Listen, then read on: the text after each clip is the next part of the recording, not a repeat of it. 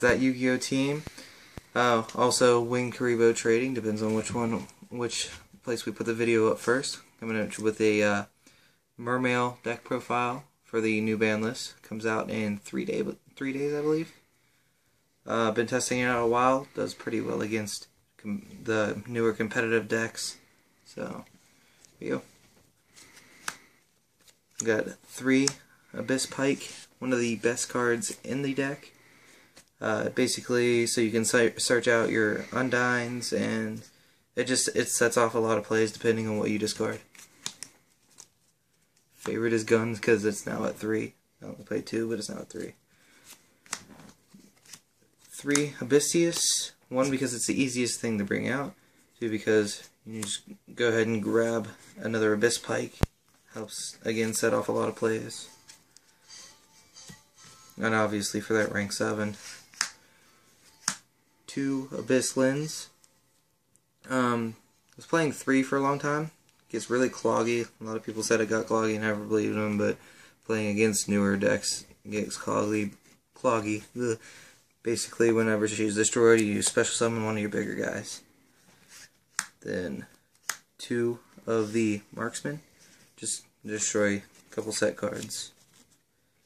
New ban list, 3 days, like I said. So 2 guns. I don't think you need 3. She's at 3 again now. I don't think you need 3. 2 is plenty. It's really hard to find space in these decks. Pretty staple. 2 Gen X Undine. The Gen X engine is pretty amazing in this deck. Whenever you're going into Undine, obviously you're going into Gen X controller, ditching your title, which is very helpful throughout the game. Hopefully it doesn't get bottomless. 1 Abyss Lead, because he's that heavy 27 beater. You never summon him on his own. If he ever gets in your hand, you're probably just going to discard him and bring him back later. Abyss Megalo. I like him better at higher numbers. I don't like him at 1 usually, but like I said, room is really hard to find in this deck, so he's at 1. His effect's pretty good. He grabs any Abyss Spell Trap card from your deck. So you go ahead and grab Abyss Sphere and then start blowing up with your plays.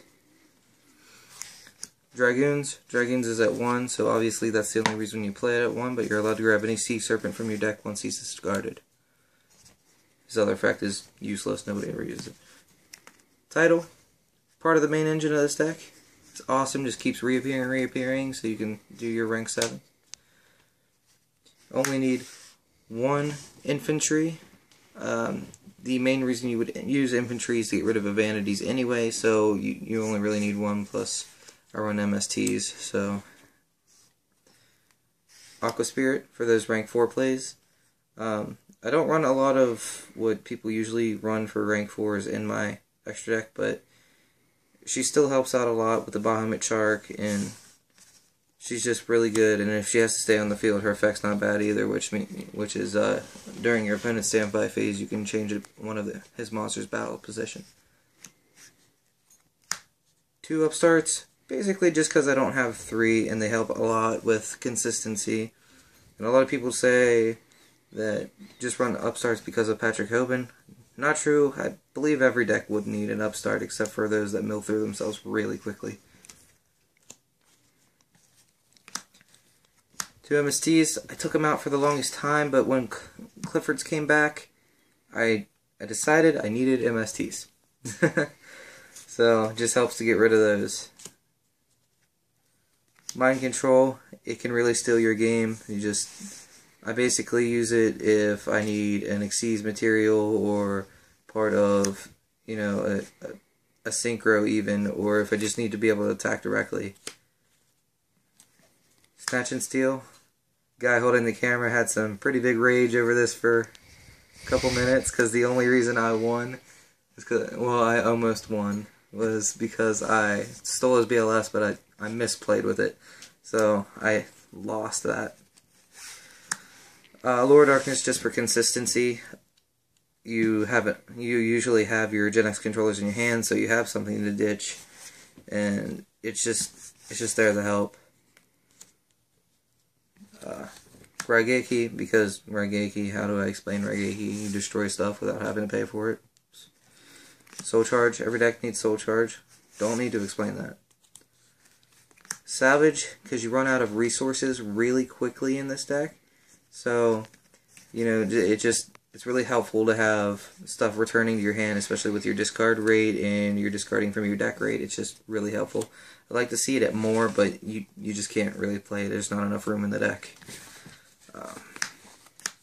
3 Abyss Spheres. Usually you use it to go after Lind. That's why you run 2 and 3 of these, but other helpful plays is like grabbing Abyss Pike for that discard and just going off of that. Whatever you can do with this, it's usually good.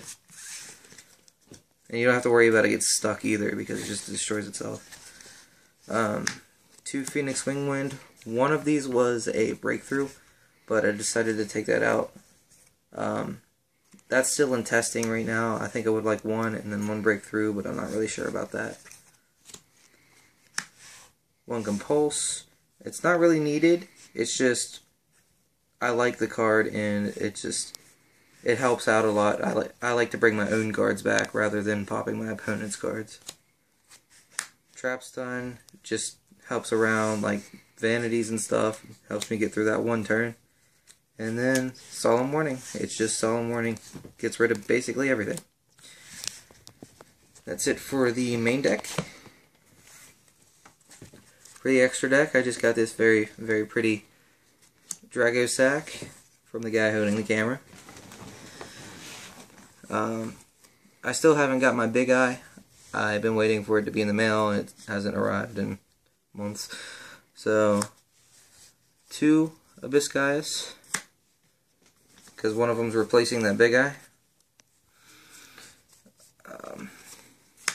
Number 74, just because he's pretty amazing. He's usually the first thing I go into with this. So, I mean, he stops things. He stops any effect that targets him, and then you get the destroy card. So not bad. I play Tomahawk just because 3000 defense is hard defense to get around. It's not the hardest thing in the world, but it's pretty rough to get around.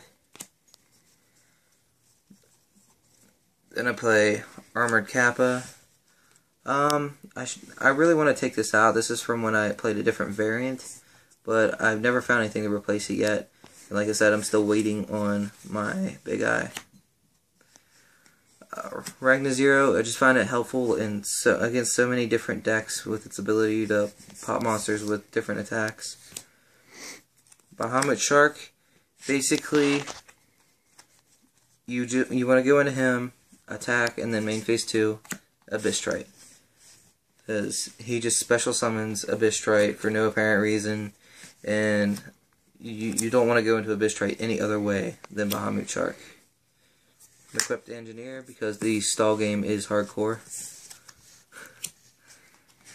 Diamond Dyer should be obvious, you know, you pop itself and then destroy stuff. Black Rose, I'm pretty sure almost every deck that has a tuner in it runs Black Rose. That should be self-explanatory. Cataster, just in case, because you never know, I like to have the option. Leo helps out everywhere. There's no way I will ever take out Leo because it's just so hard to get around him a lot of the time. And then Gungnir. Gungnir is one of the very many saviors of this deck. Like, you discard 2, you still get their effects, and you get to blow crap up, so it's pretty nice. I don't go into it as much as I could, but that's because I try to conserve extra deck for later in the game if I have to go later. Now my side deck. My side deck is compiled of several different people's side decks. I figured out I like 1 non-fusion area against Shadows, which a lot of people are going to hate me for saying this, but they're not important anymore. 2 Noblemen in the Crossout, also for Shadows. 1 Thunder King, because I will never take Thunder King out of my side deck. It's that important to me. I love it. Don't judge me.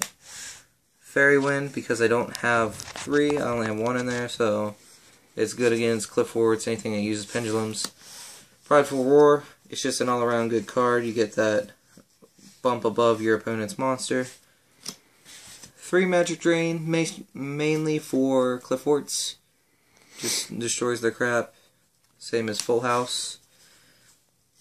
And I love seeing people get around that Flying Sea. It used to be that was a terrible card to have in your deck, but it's getting pretty good now. And then Chain Dispel, because I believe against Cliff Forts, if they play their scout and you destroy all of the scouts in their deck and that one on the field, it's pretty good. Alright. This is deck profile for Mermails 2014, right before the new format. So, like and subscribe. Go to our page on Facebook. It's Wayne Karibo Trading. Thank you for watching.